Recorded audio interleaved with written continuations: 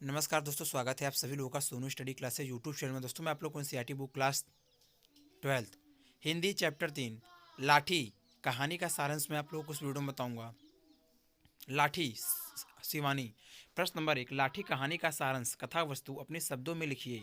उत्तर, प्रसिद्ध उपन्यासकार एवं कथा लेखिका शिवानी द्वारा कृत लाठी कहानी एक घटना प्रधान कहानी। इस कहानी में कप्तान जोशी का वर्णन है, जो अपनी बीमार पत्नी बानो से अत्यधिक प्रेम करते हैं। टीवी की मरीज होने के कारण जब उनकी पत्नी जिंदगी से निराश हो जाती है तो वह नदी में कूदकर आत्महत्या करने का प्रयास करती है तथा बाद में लाठी बनकर कप्तान से मिलती है, परंतु बोल नहीं पाती। इस कहानी का सारांश निम्नलिखित है। कप्तान जोशी गोठिया टीवी सेनेटोरियम के 3 नंबर के बंगले में 2 गुना किराया देकर अपनी रोगिणी पत्नी बानो के साथ रहता था। बानो से अत्यधिक प्रेम के कारण वह उसके देख सहज भाव से मुस्कुरा देता तथा उसे प्रसन्न करने की पूरी कोशिश करता।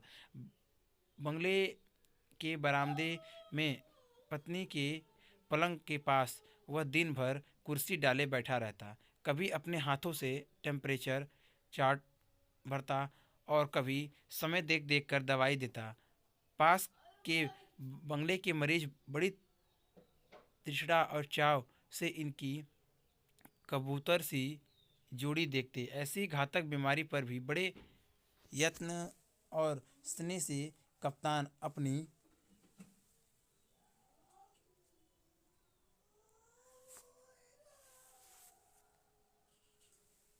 कप्तान अपनी पत्नी की सेवा करता था। विवाह के 2 वर्ष बाद ही बानो को भयंकर तपेदित हो गई। कप्तान दिन रात सेवा करता तथा उसे बेहद प्यार करता। माता पिता के पत्र आते ही यह भयंकर बीमारी है, तुम बचकर रहो। माँ ने रो रो कर पत्र लिखा कि मेरे 10-20 बेटे नहीं हैं, तुम अकेले हो। कप्तान पर इस बातों का कोई असर नहीं होता।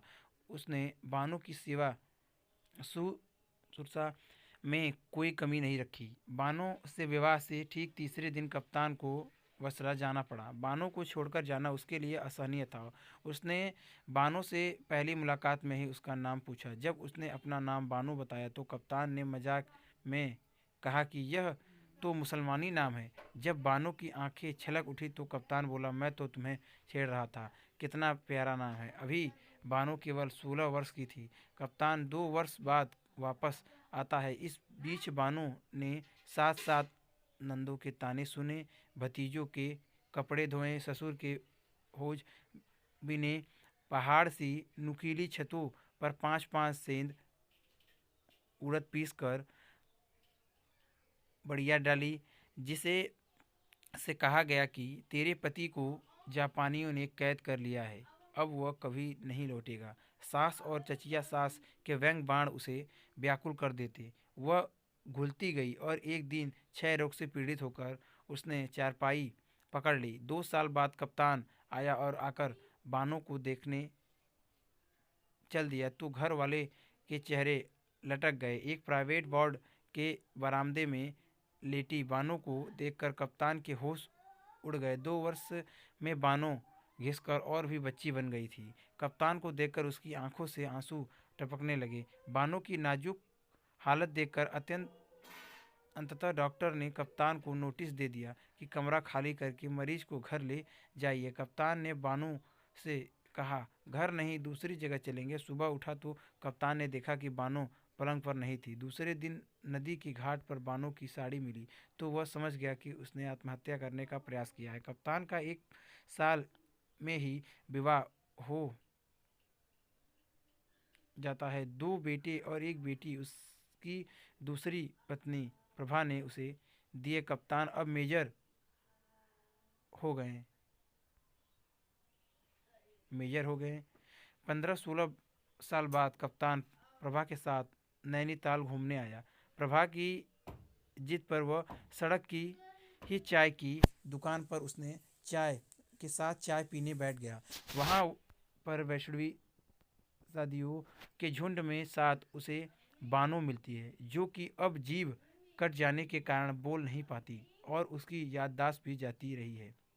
प्रभा उसकी सुंदरता पर मुग्ध थी। वैष्णवियों के ही बातचीत से कप्तान को यह निश्चित हो जाता है कि लाठी ही बानो है। उसका प्रेम कभी भी बानो के प्रति समाप्त नहीं हुआ था, लेकिन अब वह जीवन की दौड़ में बहुत आगे बढ़ चुका था। अब वह सोच ही रहा था कि प्रभा ने चलने के लिए कह दिया। वह उठ खड़ा हुआ। उसे अनुभव हुआ कि कुछ ही पलों में वह बूढ़ा और खोखला हो चुका है। यहीं पर कथा का समापन हो जाती है।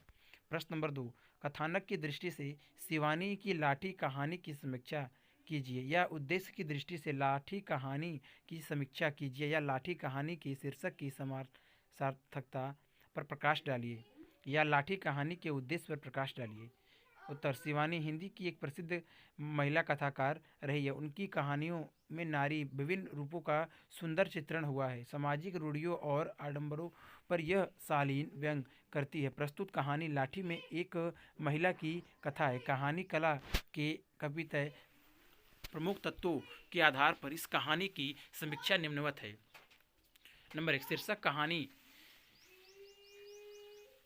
का शीर्षक संक्षिप्त, सरल, कौतूहलवर्धक तथा आकर्षक है। कहानी का मूल भाव शीर्षक के साथ जुड़ा है।